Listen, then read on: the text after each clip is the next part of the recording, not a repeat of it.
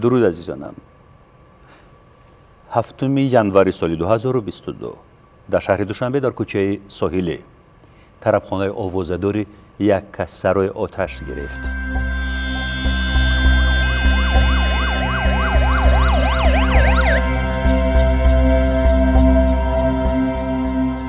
شاید یکی از اولین ها شده این خبر را به گوش شنونده ها توسط رادیو رساندم. بعد از نشر مستقیم بیرون شدم، هنوز هم بنا دارد آتش میگیرد، در آغوش آتش دود است. ولی یک صحنه رو دیدم که تا هنوز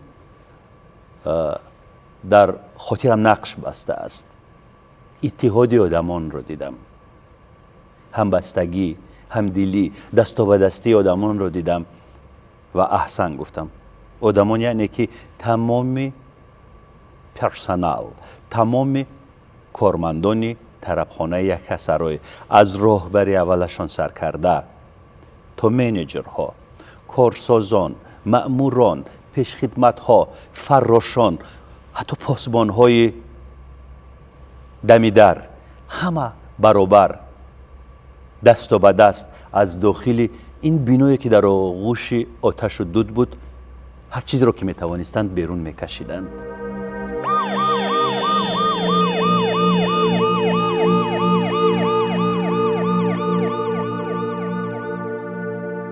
با این بچه ها ما قریب که هر روز بر میخوردیم، زیرا در تمام توی مراسم و جشن های عروسی که در یک کسرای برگزار میگردید ما این بچه ها رو میدیدیم، یعنی مثل که یک عائله بودیم و خود فکر میکردم که اینها در چند مدت این بنا را از نو آباد و بنیاد میکرده باشند.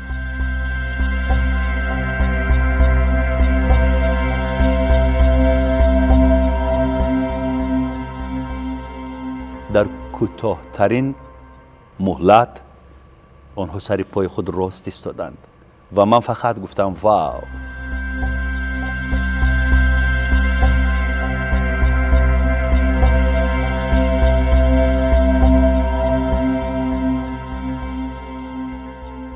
امروز من تصمیم گرفتم که با اساسگذار یعنی بنیادگذار طربخانه های یک سرای در تاجیکستان با امیرجان ترسونوف صحبت بیارایم. سلام علیکم امیرجان. و علیکم السلام. امیرجان، با حادثه سوختور برمیگردیم، ولی در ابتدا میخواهم که راجع به تجارت طربخانه داری معلومات بدید. از چی سر کردید؟ چگونه شد ابتدای کار؟ تقریبا سالهای 13 بود، 14 بود. سن سال 21 22 داشتم. نو از روسیه تمام کرده آمادگی بودم. همجا دوشنبه و زندگانی میکردم. قطع اپام از مادرم سوم میگرفتم. بعد اپام گفت این کلان شدی، شرم نمیداریم که حالی هم تو از مادر پول میگیری، خودت کار کنی نمیگفت. بعد همین گپش من با یک درس شد. تاثیر کرد. بعضی وقت کریتیکا یاردم میرساند. بله. کریتیک کرد که گفت که تو خیلی تنبل هستی.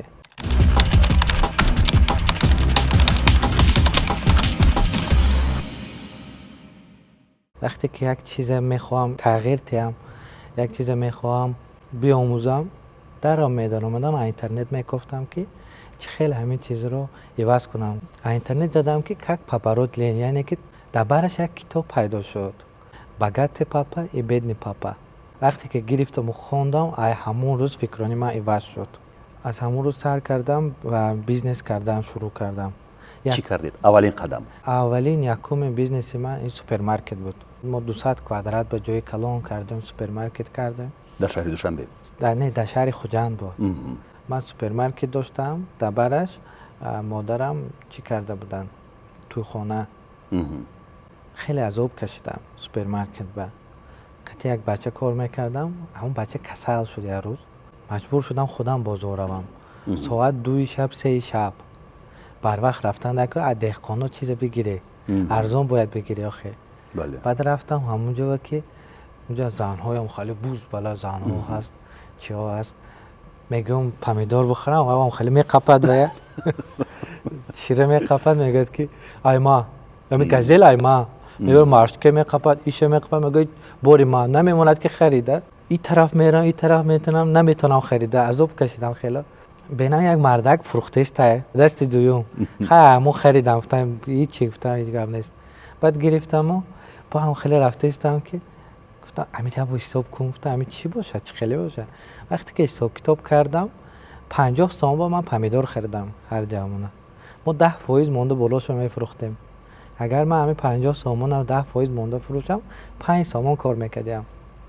بعد گفتم من 3 سحر از خواب خیستم اونجا دعوی کردم عذاب کشیدم. انا کنون با اینه دو برداشته رفتم برای 5 سومون. گفتم امیر این کاری تو نیست. بعد خودم به سوال دادم تو گفتم چیکار کرده میتونی کاری خوبی تو چی است. وقتی که می سوال دادم گفتم آخه تو یه عمر توی به کار کردگی گل ساخته میتونستم بوکیتای خوشرو فلوریستیکا دکور همه کارو میتونستم. بعد گرفتم همه همون خلدلنیک بود پولکا بود بور بود همه‌ش گرفته فروختم و همون پولو که قطعی آچم خیتای رفتم بور آوردیم همجا کار سر کردم. من چی بور آوردم؟ بور گل آوردم وازه آوردم هم خیلی چیزا آوردم و کار سر کردم. قطعی دادرم عوض بک همون کار با آبرو شدیم. یعنی که برای چی با آبرو شدیم آخه من همه کار خوش رو میتونستم.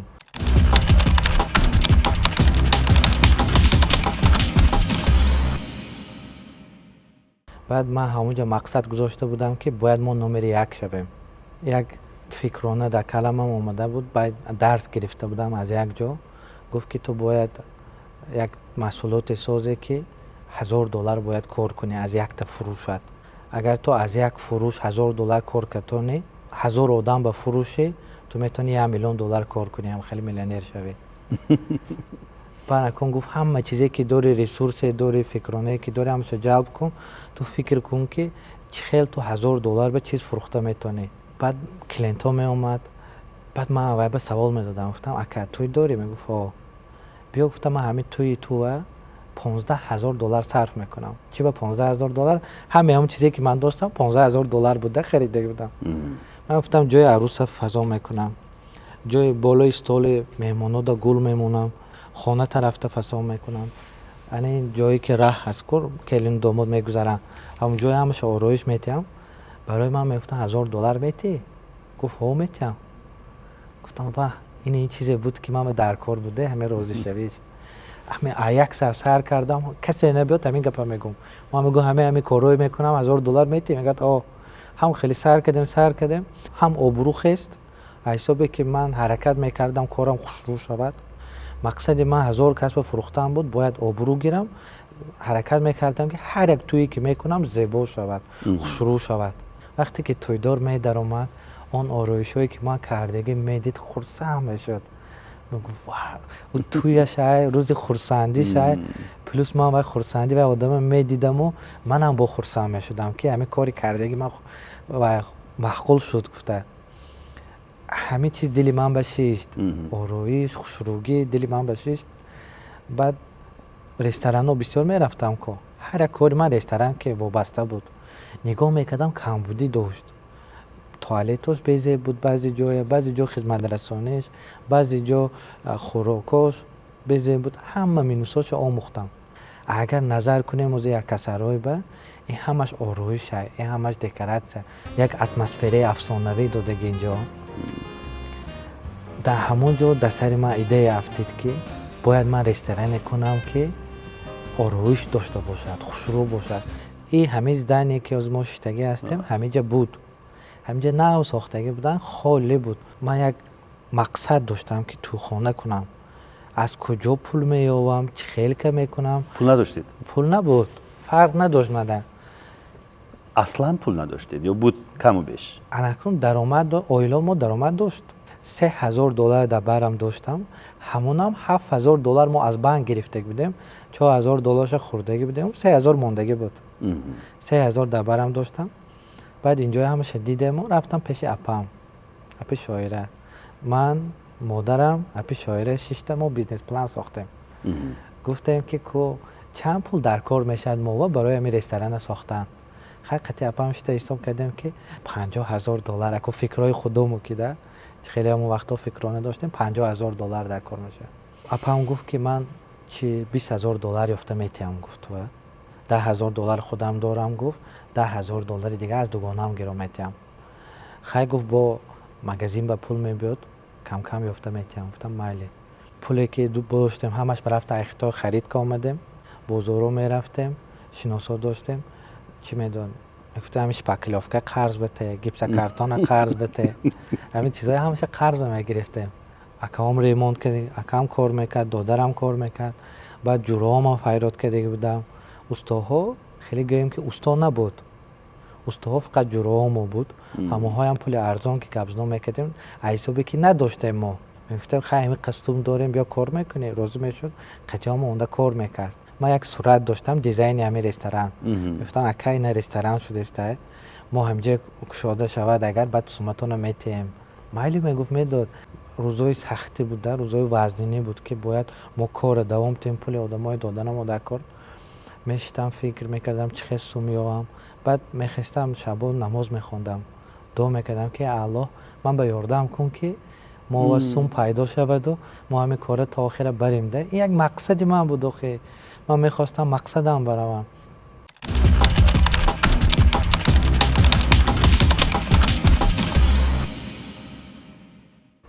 من وقتی که دعا میکردم این چخیل دعا کار میکنن یکی سهر میبیام صاحب ملک همین بنا اومدن همینجا بعد میگوین که شما اگر رستوران کردنی باشین نمره 1 کنین. بعد مادرم همینجا میگن که آخه ما میخوایم همین چیزا لیکن مبلغ نداریم که چخیل کنیم نمیدونیم. بعد میپرسن یا که چند سوم در کار شما ده مادرم میگن که خیلی 70-80 هزار دلار.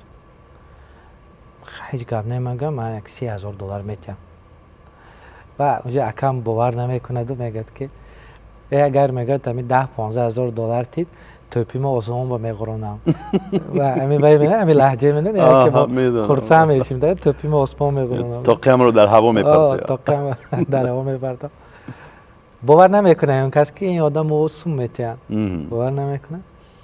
بعد روز میگذرد که دیگه روز میبیام با میپرسن که چی من اومدی سومبا میگه این راستی بود میگن خب بیا خیلی سومگی با من رفتم سهر بود رفتم دادن اوخاله یا پچکه پول پرتفتن $10,000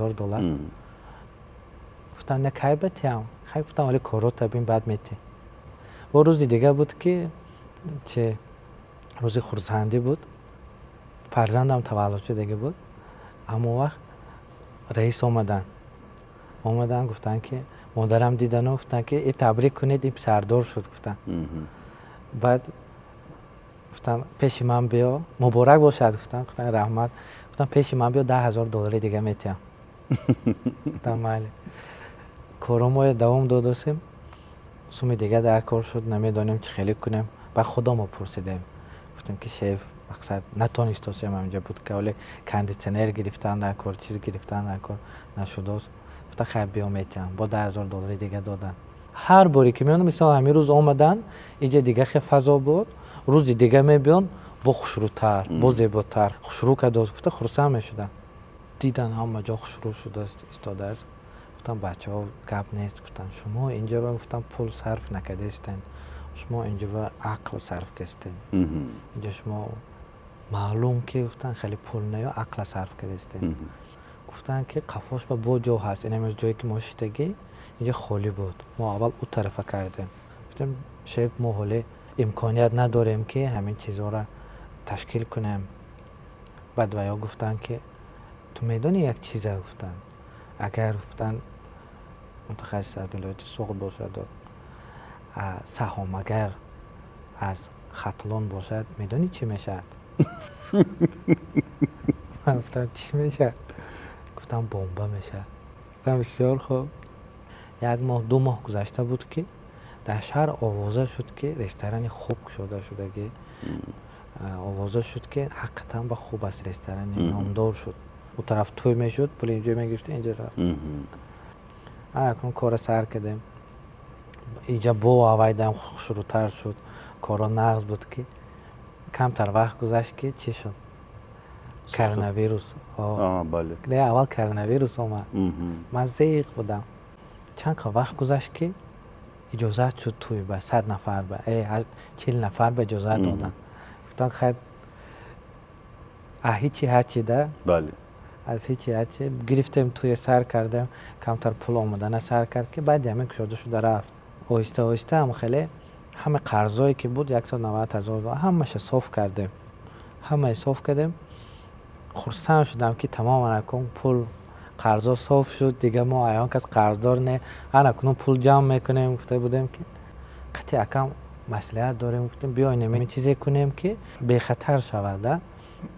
گفت مایلی، همین گپ گفت که مایلی، گفت که نگاه میکنه یک طرف هم خیلی دود پر اومده است. میگم این روزی هفتم ینور بود. این هفتم ینور جایی که ما ششتی گفتیم اونجا نیو، ای دیگه طرف هم خیلی آواز بر اومد، قصر شد و خیلی دود بر اومده. گفتم چیکار باشه؟ اینجا همین دویم ایتاژ ویپ داشت، اگر در یادتان باشد دو ایتاژ کرده بودیم در بالای پیله ها. پیله ها بود، اونجا استال داشت. تماشا دارم هم خیلی سوخته است. دویده برو آمدم و ای طرف آمدم و آقای سویتای کشتم. گفتم سویتای کشین، همه گفتم بروین، یگان چیز به نرسین جان خودتان خلاص کنین تا این چیزای گم نه. همه برو آمد. بعد از سوختار رو خاموش کردن، بعد اشیاء ها رو برآوردن ده بچه‌ها. بعد آن منظره که شما دیدید از اون طرف بود. اون طرف ما چی خطاگی کردیم همینجا؟ یکم خطاگی ما به خطری روی نکردگی. ولی من همچون روزنامه‌نگار چند فرضیه رو در خودم تحلیل میکنم و یکی از فرضیه‌اش همین است که شاید یگان رقیب شما آمده اینجا رو آتش زده باشد. خیلی شدگیش نه، چون که ما کامراها داشتیم، کامرا دیدیم که مهمان میبیاد برای زل تماشا کردن. منیجر سویت گیران میکند که یه لامپوچکه هم خیلی گیران میشد و میافته زمین بالای استول، یعنی بالای استول میافتد، همون بالای استول میافتد و یگان کس نمیبیند. مهمان هم زل میبیند خرسندانه میبرود. منیجر هم همه سویتای میکشد و این زل میبرد، هیچ که نیست زل با. وقتی که همون گیران کردگی بالای استول رنگ شمچه در میگیرد، پس تکک در میگیرد و از استول میگذارد استول با، از استول میگذارد دیوال با. اون وقت ما دیوالایی که پول نداشتیم اکونوم کرده بودیم، بانر کرده بودیم. وقتی که همین آتش کمتر بالا میبرد و پیناپلاست به میگذارد، اگر همین خفک گریان کنید 1 دقیقه به 60 متر میسوخته است. هم خیلی ای بالا بینا سوختن سر میکند، ای بالا هم خیلی رنگی آب باره ای بالا چکیدن میگیرد. از این کنج سر کرده 10-15 دقیقه به کنجی وای طرف میرد، همه جای رستوران میسوزد. ما همین در برین شیشتگی هم خیلی نگاه دارم، همون روزایی که ما این رستوران ساختگی بودیم، همون روزایی که ما عذاب کشیده بودیم، چه خیلی ما با دستان خدا ما همه اینا ساز کرده بودیم. هوا پیش نظرم اومده است، هم خیلی گریستستانه، خیلی بالا هم خیلی محکم کردگی میگیرم یگان کار کنم، خیلی تماشا دارم خلاص. وقتی که آتش مرد بعد من خاطرم جمع شد و رفتم لباسامو عوض کردم، سر و رویم رو شستم و گشتم اومدم. فهمیدم که چه خیلی ما پارتنر خوب داشتیم ده، چه خیلی ما همه کار به خطا نکردیم، هیچ گپ نگفتن، از نو میسازیم، از نو میکنیم. خیلی همونجا با خرسند شدیم که خیلی ما دستگیری داریم. گفتن خوجند به ریموند داشتیم با یک رستوران دیگه، یک کسرای همه چیز ما خریدگی بودیم ده اونجا، همه چیزای همش گرفتیم و اینجا آوردیم. از یک چیز من حلاوت کردم، این بود کماندی که همینجا جمع شده بود، بچه‌هایی که همینجا کار میکردن. باور میکنید 80-90% که رستوران از نو برقرار کرد همش کارگرای همین رستوران بود. 80-90%. 10% از دیگه جا اومد دیگه استاها بود. وقتی سوختار پرتافته نرفتند؟ نه، یگان کس رفتگیش نه. همین سوختار به هم استاد، بعد سوختارم تا برقرار شویشه همینجا با پاورو می آمد، خوراک می پخت. بغیر از اون میدیدم در اون پشت بینو دکور رو مانده برای استاها غذا تیار میکردن. بعد یارو رفیقا آمده خوراک تیار کرده و پیش خدمت ها آمده، هر روز مهنت میکرد، کار میکرد، گلای می آورد، گلایی که از گل می آورد. بچه‌ها از خوجند بایره اونجا هم کار میکرد وایها اومدگی بود همه کارگرای خودمون بود همه کمانده که یک کس رو به کار میکرد ای اول تا آخر قتیمون بود یک اون کس پرتوفته رفتگیش نه ما همیشه به خیلی خرسند شده بودم ما همون وقت فهمیدم که چه خیلی کمانده خوب تو یاردم میکنه در سختی ها بود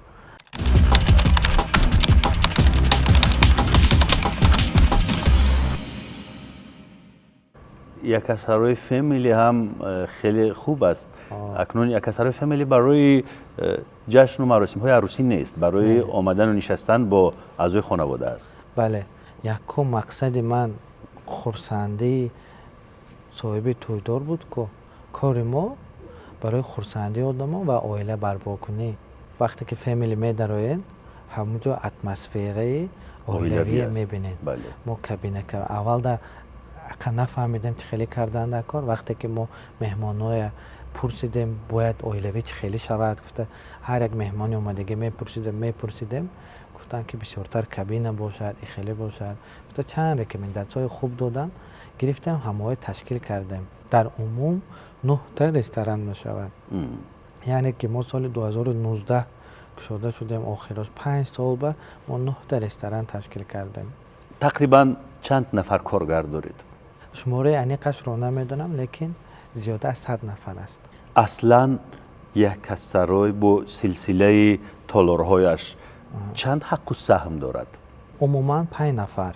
در اول گفتید که از اینترنت یک کتاب الکترونی پیدا کردید که نامش پدری ثروتمند و پدری کمبغل بود. بله. من میخوام که در این باره معلوماتی پورا بدید. اون کتاب در کجاست؟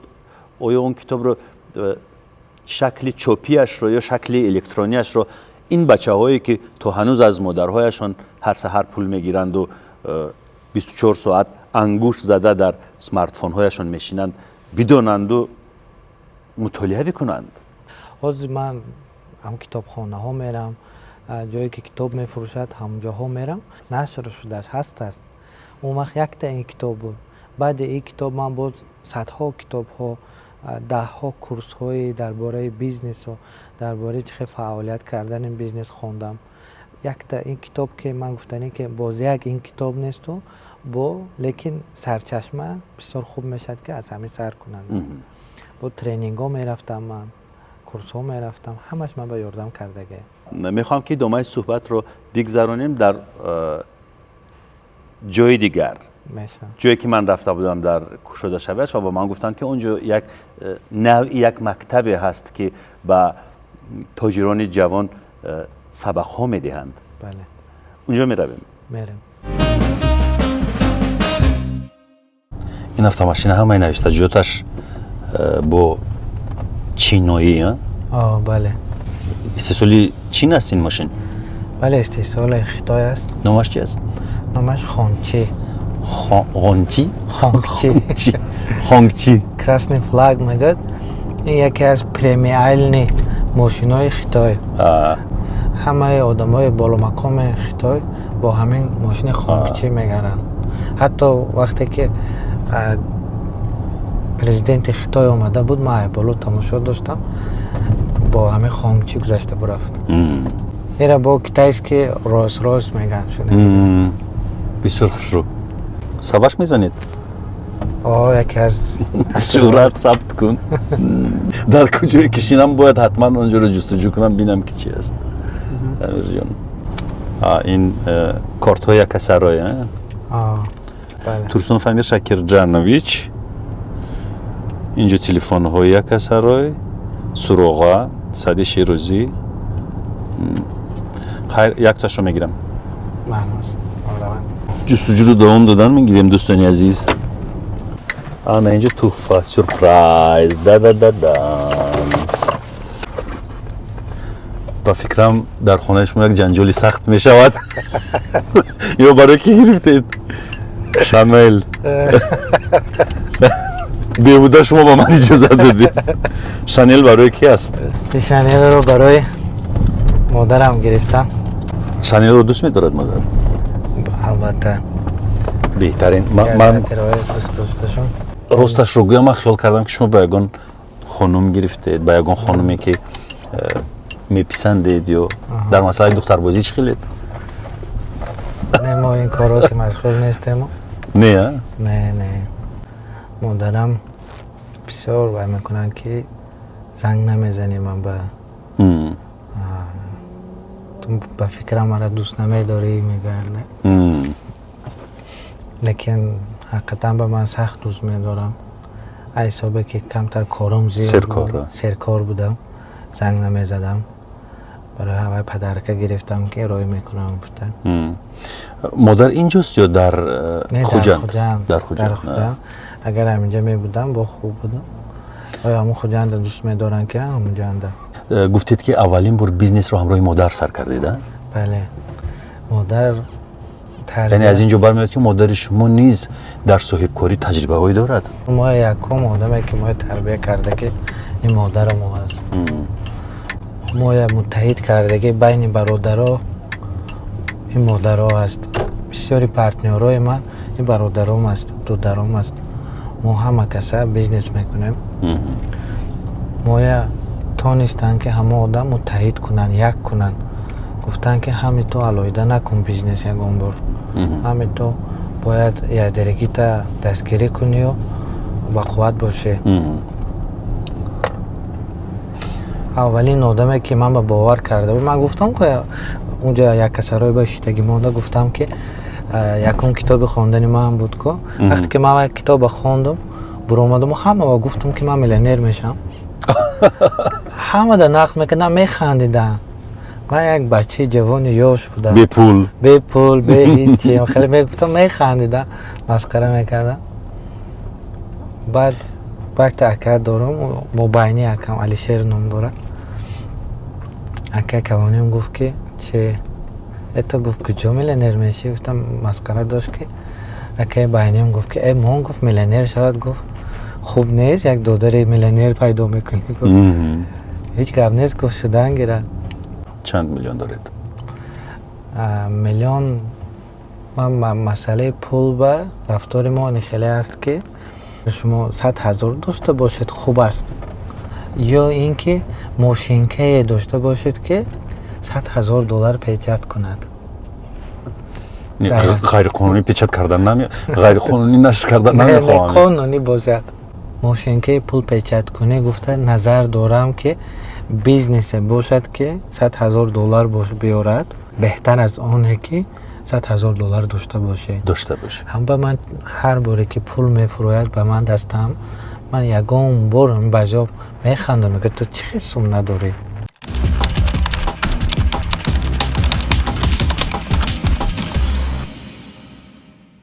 بسیار خوشروی از سوال من دیگر طرف رفته. سوال من این نبود. سوال من این بود که چند میلیون دارید؟ جواب من همین که ما میلیون نیو، لیکن بیزنس های داریم که میلیون میبیارد. مقصد هدف ما میلیون کار کردن نیست. مقصد هدف ما کارخانه کنیم که مردم بیاین کار کنن. همه بیزنس هایی که من کردگی اساساً راهبراش مبلغ خوب میگیرن از کارخانه. من به هر حال با سوالم جواب نگرفتم، ولی دیگر این سوال رو پیشکش نمیکنم. بعضی وقت میگن که همین همکاری با برادر و با برادرزاده خود اونقدر خوب نیست، زیرا برادری از هم میپاشد. بهترش که برادر با برادر تجارت نکند، کاری نکند. این گونه عقیده است. فکر شما چی است؟ این بیزنس هم خیلی چیزی هست که گپ میگریزد. وقتی که قاعده هست و همه رعایت میکند، انا وقت جنگ نمیشد. بغیر از قاعده سیستم ساختن در کار بیزنس با. در تیم شما جوان ها خیلی زیادند. چطور انتخاب میکنید؟ من حتی کورس های قیمتترین جهان خریده سرجم کردن کمانده من درساش خواندگی از همون یاد گرفتم که چی درس خواندید و اون درس ها به شما چی رو واضح کرد؟ از اون درس ها چی رو یاد گرفتید که جوان های استعدادناک، جوان های پرچسب و تلاش رو انتخاب میکنید؟ سوالاتون به حد درستی خوب است کم. ما از اونجا یاد گرفتیم محض چی طور باید дуруст интервью гирем. Ина мақсад ягон бача мегирем. тест میکنیم. بیاید این خیلی امیرجان خیلی نمیشه. بیاید بهترش خیلی میکنیم. من جوانی 20 ساله. خب شما رهبری این کارخانه. من اومدم برای جستجوی کار و همون صحبتی که شما گفتید برگزار شد. من آمدم منتظر. اگه سوال من هم خیلی که شما با من اول میپرسم اگه اونجا کار کردگی شما؟ بله کار کردم. کار کردید؟ کجا کار کردید؟ در تلویزیون، رادیو، گازیتا، مجله ها. بهترین. همون تلویزیون، مجله ها و شما چی نتیجه آوردید؟ مثلا در تلویزیونی سفینه وقتی که من دوشنبه اومدم کار رو شروع کردم من مؤلف برنامه سمت بودم، مؤلف برنامه شکل بودم، مؤلف برنامه‌های تاریخی بودم، مؤلف شو برنامه صحنه آزاد بودم، مؤلف شو برنامه کاستینگ بودم. شاید شما در یاد دارید این برنامه رو. مؤلف برنامه تلویزیونی اپیلوگ بودم در مسئله کتابخوانی، مؤلف برنامه قدمجو بودم، مؤلف برنامه شرارای خاطره ها بودم، پندی روز بودم، لطیفه روز بودم، مؤلف چندین کنسرت های محتشم بودم، چندین لایحه های دیگری که حتی حالا یادم نیست. ممکن من برای خودم اگر 5-6 لایحه ها رو عملی کرده باشم برای تمامی جوانانی که می اومدن در تلویزیون سفینه تجربه می گرفتن یک لایحه یک پروژه می دادم. بهترین. خلاصه مثال های مشخص. سوال قبول شدم یا نه؟ قبول. ما همون آدمای میگیریم که دیگه کارخانه به نتیجه کردگی. ما باور نداریم به اون آدمی که دیگه کارخانه و نتیجه نکردگی و میبیاد و میگه که من میبیام کار میکنم نتیجه میکنم. فوتبالیست اگر بگیریم یک سوالش میگن که تو چند تا گل زدگی و اگر گوید که من یگان تا گل نزدم چه خیلی ما باید به یک باور که گیریم که اینجا اونجا گل میزده است. یگان خیش تبورتون وزیر یا یگان مقامدار منصبدار هست یا نه؟ یگان کس نیست. وقتی که من برآمده گفتم که من میلیونر میشم یگانه انسانی بود که باور میکرد این مادرم بود. گفت بچم تو میتونی. من الکی باوریم کلان میشد که مادرم هم باور میکنن. گفته قوت سخن مادر خیلی دیگر است، کلان است. گفتن خفه شدگی از من از اونه که کم زنگ میزنم مادرم به انا من چی گفتنه در یادتون باشن من به قریبی چلنج سر دادم برای کم کردن وزن. بله میخوام همین خیلی چلنج سرتیم 100 روز مادرم به زنگ زدم به. عجیب فکر. یعنی چلنجی زنگ تلفنی با مادر. بله باید من هر روز به توقف زنگ زنم مادرم. و زنگ میزنید و درباره زنگ زدهتون معلومات میدهید همین خیلی. بله چلنج 100 روزه. چلنج 100 روزه. وقتی که من چلنج وزن پرتافتن سر کردم بسیاری ها گفتن که بسیار کار خوب ما هم میکنیم. یعنی این دویم چلنج من این مادر به زنگ زده احوال پرسی میکنم. چون که مادرم در شهر خوجند هستن اینجا به نیستن همه کار کردنی من. یعنی این توفه رو پیش از چلنج گرفته نه برای مادر؟ که این روی میکنم و میگم هر روز باید زنگ زنم. بسیار خوب. سپاس به مادر شما. سپاس چون توفه رو میبرید از نام ماها تهیهگران برنامه نوگفتهانی سلام گوید. رحمت. قریب رسیدیم.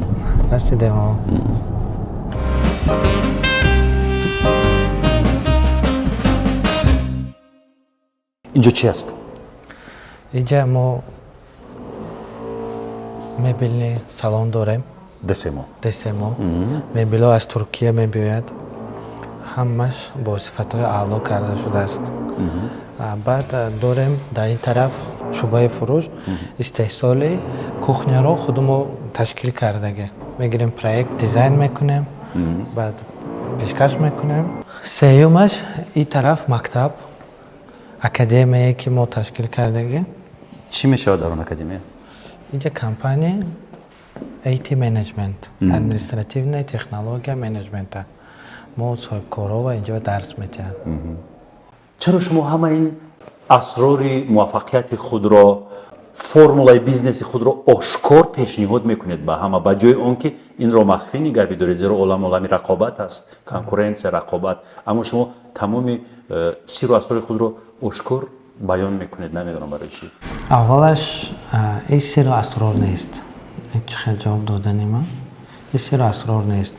من وقتی که خودم آموختم همه چیزهای فهمیدم درک کردم همه چیزهای درس‌های مقصد نظر دارم. پیش من یک بچه اومد میدیده مرا گفت که مرا درس گویم. من گفتم آخه من معلم نیستم من درس گفتن نمیتونم. گفت نه ده من خیلی عذاب کشیده هستم بیزنس با من مشکلی ها دارم در بیزنس میخوام نمیدونم چه خیلی کردنه. وقتی که او گپ زد همون مشکلی هایی که من در بیزنس خودم گذاشتم دیدم. فکری عقیده من درباره علم همه است که وقتی که ما علم گرفتیم ما قرض داریم که این علم رو با گشته تیم دیگه کسب چرا؟ چون که همه علم از طرف الله آمدگی ما با علم از طرف الله با طرف دیگران رفتنش در کار.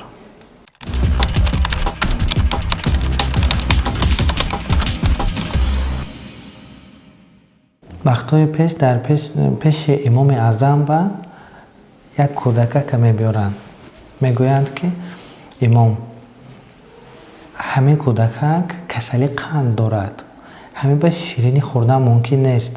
شما میتونید همین کودک با گپ زنید که گپ ما نگرفته است گپ زنید که همین شیرینی نخورد. میگم مایل کودک به نگاه میکنن و میگن که مایل میگن لیکن یک شرط دارم 40 روز پس بیارین. میگم مایل میگیرن میرن 40 روز پس کودک میبیارن. وقتی که 40 روز پس کودک میبیارن امام اعظم نگاه میکنن و میگن که بچه‌م همین شیرینی نخور. کودک نگاه میکند میگه مایلی میگه میرد. بعد چند روز پس با گیرم میبیان کودک میگه که شما این کودک به چی گفتین که این شیرینی نخورده است؟ ما همین سالش هست که میگویم شیرینی نخوره شیرینی خورده میگیره شما یک بار گفتین نخور گفته این نخورده است. چی گفتین میگن؟ و امام اعظم میگه که ما خودم رفته میگه 40 روز شیرینی نخوردم. وقتی که من گفتم که شیرینی نخور سخن من جان داشت. سخن من یک وزبینی داشت که هم به تاثیر کرد. من اکنون اورپلیتی که اتهم بیم همین اکادمی ما همین گپ نوشتگی که ما اون چیز درس نمیتیم که اگر خودمون استفاده نمیبریم. همه درسایی که همینجا به هست ما درباره مارکتینگ هم میزنیم درباره فینانس می فرق نداره درباره چیزی که ما گپ میزنیم در صحبت همش درونی کارخانه و هست.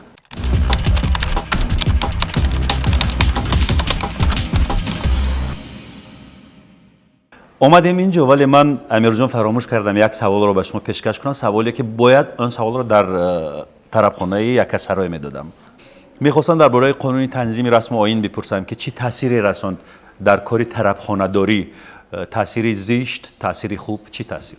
با این همه محدودیتی که در شمار مهمان ها است تقریبا چند نفر است از روی قانون؟ از روی قانون 150 نفر ممکن است. من یک گپ گفتنی هم که مسئله همین با اگر همین قانون خوبی نمی داشت اگر همین قانون برتری نمی داشت ای رو دیگه دولت ها کپی نمی کردن. یعنی که از ازبکستان بیام همه قانون جاری کردستن هم ازبکستان ها هم قزاقستان. این کار ما زبان روسی که успешный действия میگویم. همه قانون یک فعالیت پرثمره بود که در تاجیکستان دیگه دولت ها گرفتن و همه را کپی کردن. در خودشان هم همین چیز جاری کردن. شخصا با شما همچون صاحب طرفخانه چی فایده دارد؟ همین 150 نفره ما توی خانه ساختگی نه کلان از این ما همین استاندارد بودگیش خوب میشد. چرا؟ با جای 150 نفر مثلا 300 نفر یا 500 نفر یا 600 نفر خوب نیست؟ فایدهش زیادتر نیست؟ اگر ما فقط فایده فکر کنیم این درست نیست.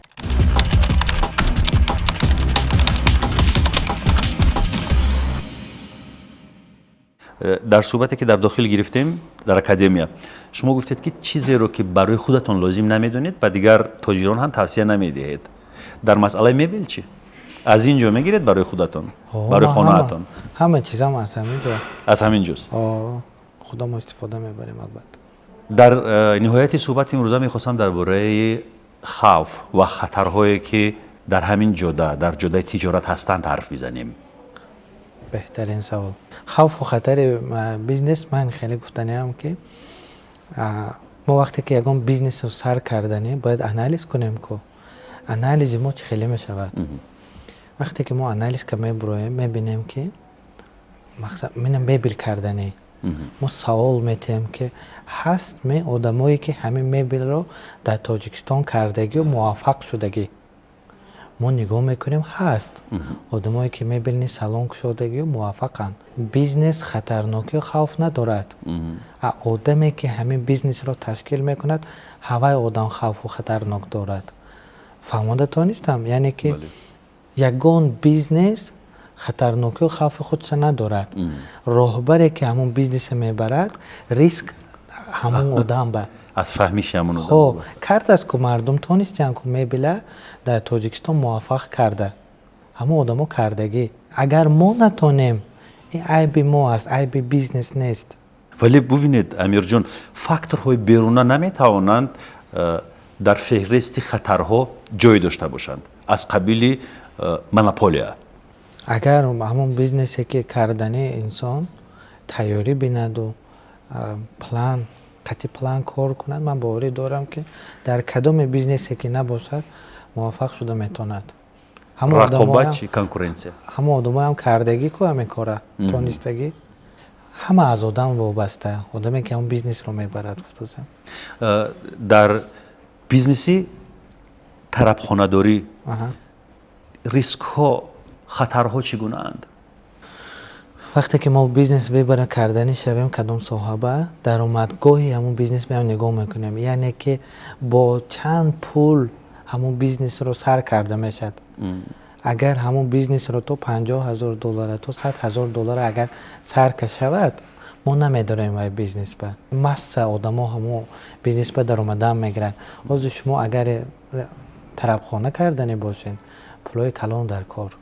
خب یک جوان پیش شما بیاد که من از خودم باوری دارم 100% از عهده بیزنس میبرایم به یگان خوف و خطر با کفالت و شما با من مبلغ دهید یعنی سرمایه گذاری کنید تجارتی مرا دستگیری میکنید؟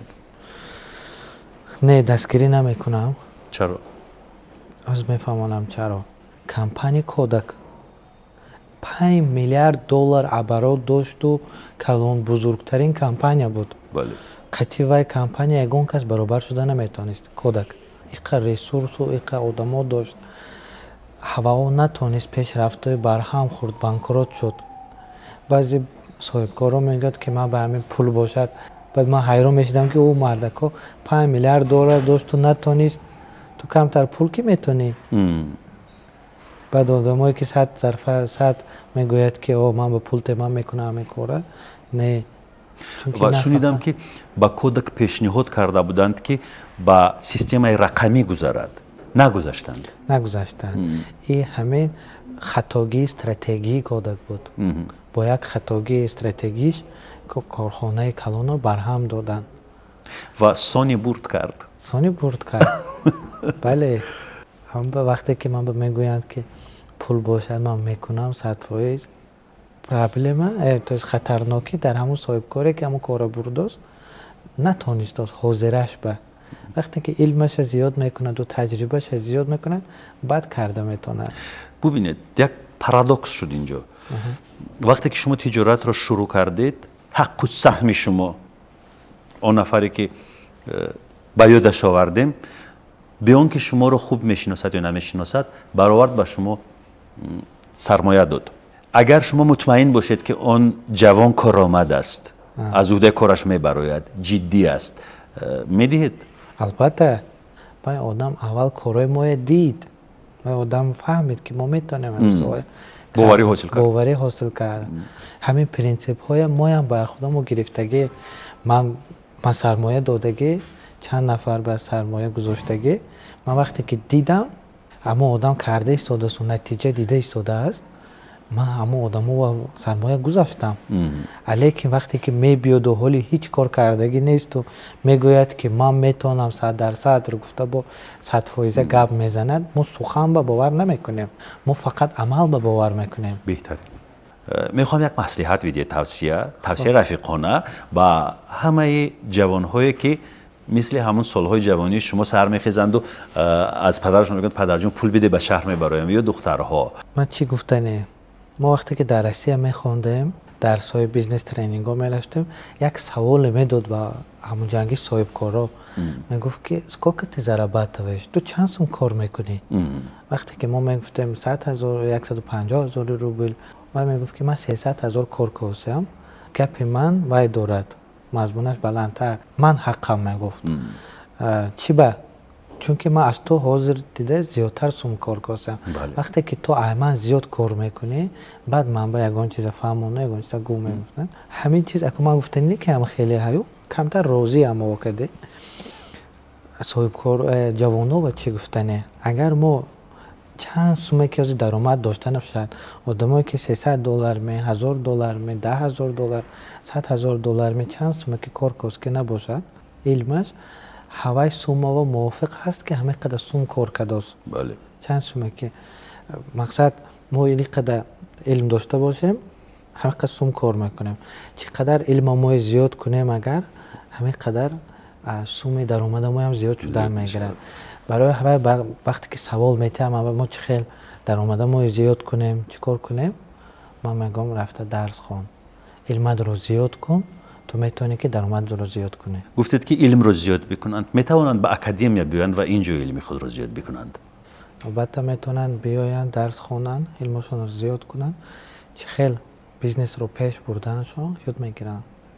خوب ما نوشته میکنیم اینجا ارقام تماس رو میتوانید تماس بگیرید. صاحب کارانی که کار شروع کردند الکی میخواهند که کارشون پیش رود، رشد کند، میتوانند مراجعت کنند. و من 100% با گفته های امیر جان راضی هستم. انسان باید از خودش نتیجه نشان بدهد، نتیجه نشان بدهد، با همون ذخیره و نتیجه نشان دادش حرف بزنه تا حرفی رو گوش بکند. در زمانی که کسی کاری نکرده است و در روی کورپاچه یک عمر یک پهلو زده نشسته است، های درس میدهد و های مصلحت میدهد، های توصیه میدهد و های ایراد میگیرد. اما نه، این توصیه‌گرانی روی کورپاچه با کسی در کار نیستند. شما از روی کورپاچه خیزید، میان رو محکم ببندید، یک کاری رو انجام بدهید و نتیجه کاری شما این شناسنامه شما است که فردیت شما رو، شخصیت شما رو معین میکند. به نظر من باید همیشه همین گونه باشد، در جدای ما نیست. خلاصه من سپاس میگویم بر شما، یک جوانی که چند سال قبل همگی از مادرش پول میگرفت برای شهر برآمدن تا جیبک پولی داشته باشد در شهر گشنه نماند و چیزی بخرد و بخورد، حالا چند تجارت عظیم را راه اندازی کرد با فهمیش خود، با عقل خود، با ذکاوت خود و با IQ خود، انتلکت خود را بلند بردارید. من سپاس میگم بر شما. خیر.